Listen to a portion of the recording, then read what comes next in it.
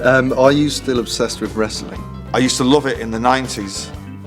I actually used to love it in the 80s as well. But I went off it for a bit, but my kids are into it now. So I do sometimes sit down with them and watch the old WWE. I like it. It makes me laugh. But it's not as good as it was in the 90s with Stone Cold Steve Austin and The Rock. And yeah, I stayed up all night watching it. Loved it. Stone Cold Steve Austin. That's the bottom line. Because Stone Cold said so. Love that shit. Okay. If you wrote a letter to your teenage self, do you think he'd read it? Well, probably not. I've not been big on reading through the years. Why would I? You know, when people always say that to you, what would your teenage self think of you? I get asked that a lot. What would your teenage self think about you now? Well, fuck knows. I don't know. What would the letter say though? Well, it's up to you. What would it say? Say, alright cocker, just hang in there because you're gonna fucking make it. And I'd read it and say, nice one. Yeah, but that might make your teenage self so arrogant that he doesn't bother to make it. I don't think I could have been any more arrogant, to be honest. Really? Well, no. Okay. Richard Branson invites you onto his spaceship. Do you go? Yes. What's your beauty regime? I mean, how do I get to look like this? Yeah. Now, when I'm at home, my diet is significantly better than it is when I'm on the road. When I'm at home, I don't really eat red meat, and I go to the gym, and I live a fairly stress-free life. When I'm on the road, smoking, drinking, club sandwiches, French fries, burgers, you know. So my beauty, to answer your question, my beauty regime is magnificent. If you transitioned to female, what name would you like to go by? I would keep it simple and call myself Noella. What's better, touring or being in the studio? Well, being in the studio is great because you're creating from nothing. But touring is magnificent because you're getting to see the world and playing the things that you've created. So if I had to choose one to do for the rest of my life, it would be in the studio. What's the kinkiest thing you've ever done? Well, can you define kinky? That's just a shoulder. Odd sexually. Odd sexually? Yeah. What's the most oddest? Okay, hang on a minute. I don't know. Fisting a dog? Does that count? On the Isle of Man? Quite high. Oh, not on the Isle of Man. That's not kinky there. No, that's just for. I don't know whether I've done anything kinky that I'd be willing to admit to on the internet. What's the largest animal you've ever killed? Spider, big spider. Oh, were you thinking like a fucking elephant or something? Yeah, I don't know. You might have killed something big. What, like a cat? You might have run over an owl. Oh, you don't drive, do you? I don't drive. I said run over an owl. No, it would have been a big spider. Big spider. Yeah. That's good. Yeah. If you could never see or hear one of these things again, which would it be? The moon, the stars, or birdsong?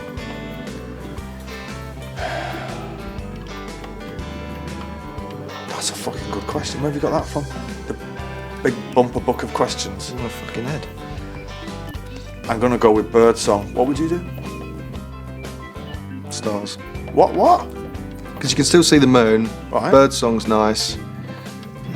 I'd miss stars, but I don't know. Don't you find gazing at stars is the most therapeutic thing ever when you're on holiday? There's too much light pollution, unless when you're on holiday. When you're somewhere that's really dark. Yeah. Well, yeah, and obviously not fucking doing it on Oxford Street at 4 o'clock in the morning. But you've just chosen to get rid of birdsong. Yeah. Well, yeah. Yes. Yeah. Okay. Yeah. Okay. Do you ever potter around in a shed? I do potter around. I don't. Have I got a shed? I think I might have a shed. I've not been in it though. I think it's got like bikes in it and punctured footballs. But I do potter around. I'm going to potter around when I've finished this today. I'm going to go home and potter around.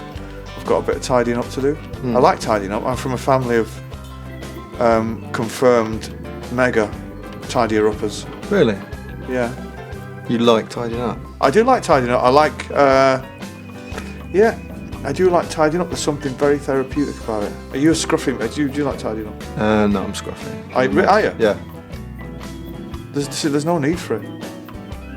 If we had a cleaner. Well, I've got a cleaner. Do you tidy up for the cleaner? Well, I bet She's tidy not up the cleaner's coming. She don't fucking live there. You know, she goes home at some point. But why don't you just wait till she comes back? No, I can't do that, mate. No. I'm working class, you see. We keep fucking run a tight ship. Have you spoken to Morrissey since he came out as a racist? Have you ever milked a cow? Have you? In Ireland? Yes, of course. My Uncle Mike had a few cows, and I was comfortable with it. Were you? Yep. Quite warm when it comes out, isn't it?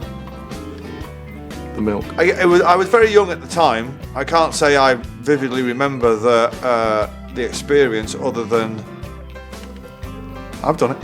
Did Uncle Mike make you do this in the dark?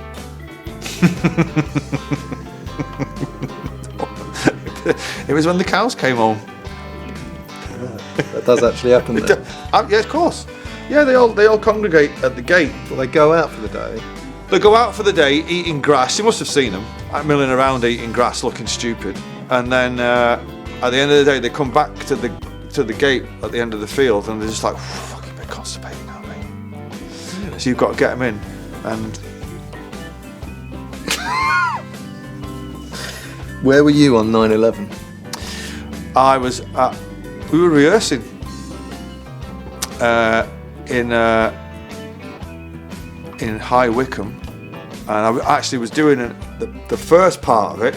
I was doing an interview in my offices around the corner, and one of the planes flew into to the first building, and then I was going to rehearse, and on the way to rehearsing, the second plane flew in. It was like, fucking hell, hang on a minute, this is fucking crazy. When we got to rehearsals, we put the TV on, and I watched that fucking chaos all day. Did you do any rehearsal? We did a little bit, yeah. Really? Yeah. Selfish. You know, the show must go on. The show must go on, mate. When was the last time you used a lawnmower? Fucking hell. Long time ago. I would have been a child, been made. Mow the fucking lawn. Mow the lawn by my dad, probably. Long time ago. Age? Teenager. 15, 16.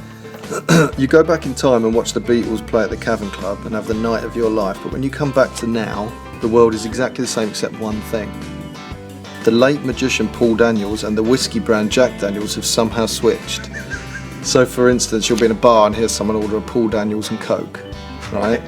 Or you'll see a show about magic tricks and they'll say Jack Daniels and Debbie McGee, right? Could you live in that world, or would you go mad? But would I know that the two Daniels have changed brands? Yes. You went back in time. You come to now. You're the only person. I could live in that world. Would you try and explain it to people? No, I don't. No, I don't tend not to talk to people much. Would you help it? Would you drink Paul Daniels? Well, if I could be like, well, fucking hell, you know that used to be called Jack Daniels. Yeah. Yeah, but no one else would know, though, right? Yeah. But wouldn't that drive you mad? No, I don't give a. No, I wouldn't. No. Would you order Paul Daniels at a bar? Paul Daniels and Coke? Yeah. If I had to, yeah. Okay. Have you ever brushed an old lady's hair?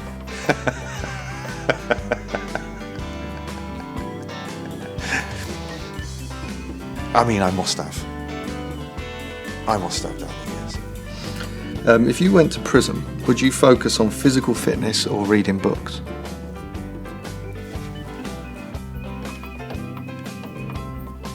I think reading books. I think physical fitness could lead to rape. It might keep you away from being raped if you do a No, lot of press-ups. it would lead to being raped. I'd rather read books. I think if you were sat in the corner reading books, you're more likely to be raped. Really? What, then you're dressed in spandex, sweating with a load of fucking big beefcakes in No, a gym? you could just be doing push-ups in your cell. I don't mean like you're... I can tell by your tone of voice you wouldn't be doing much reading, would you? I'd find the perfect balance, but I'd be keeping trim. Let's just say I'd keep strong. Not like you. But we can't do both.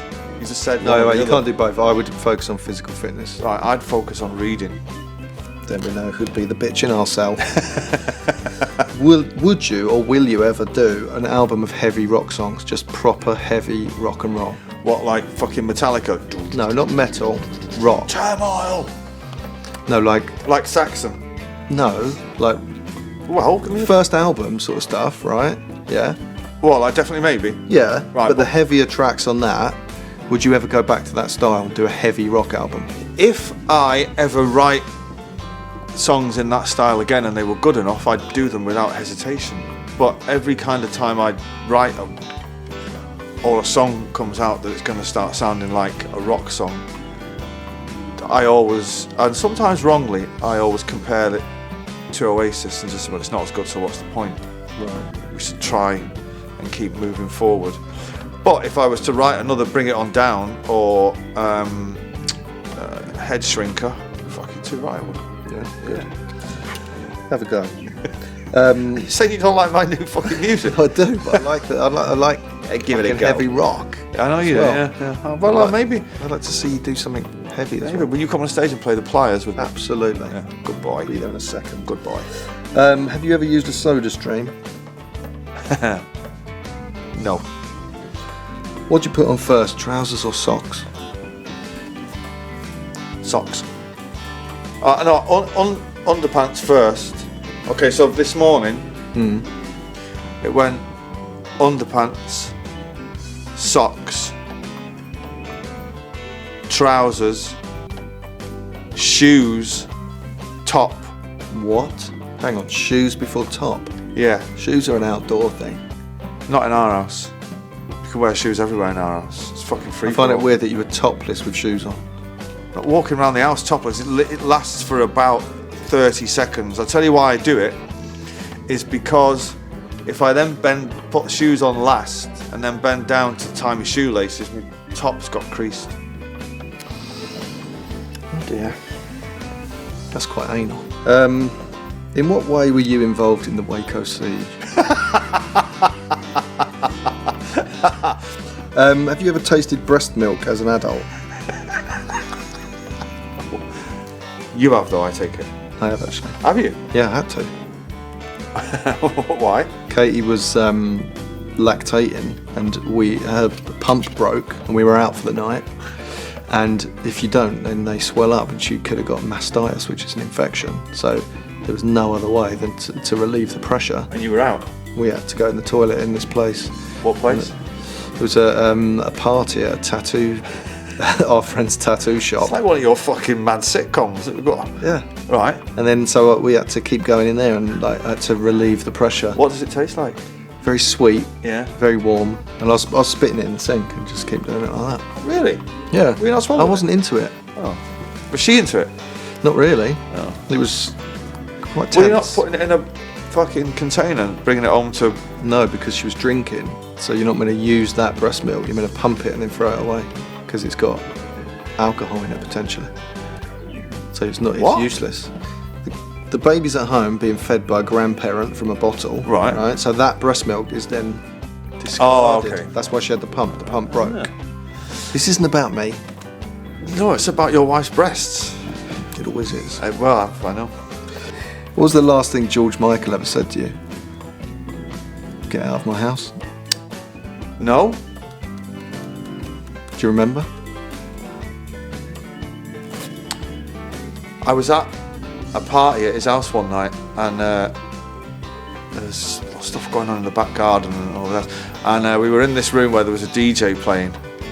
There's a few of us in there, and for some reason everybody kind of one by one left, and I was left behind the big fucking oak door. And I was just about to leave, and George came in. He didn't see me, I was behind the door. And he came in because somebody was playing one of his tunes, and George came in dancing like George Michael, and it was just me and him in this room, and I was stood behind him like, this is fucking far out, man. But the last thing he would have said to me was, see you later, mate. I said, good, George.